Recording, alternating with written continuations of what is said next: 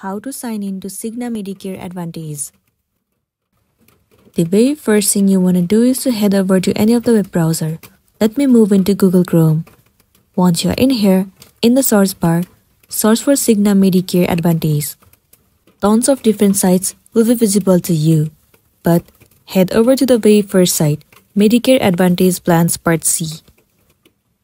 It will land you on the official page of Cigna Medicare. In here, you'll be able to see where it says for individual and families, for providers, for brokers, and for employers. From here, select the specific account that you have. Now click on Login into My Cigna. Once you click on it, it will land you on the interface where you'll be able to log into your account.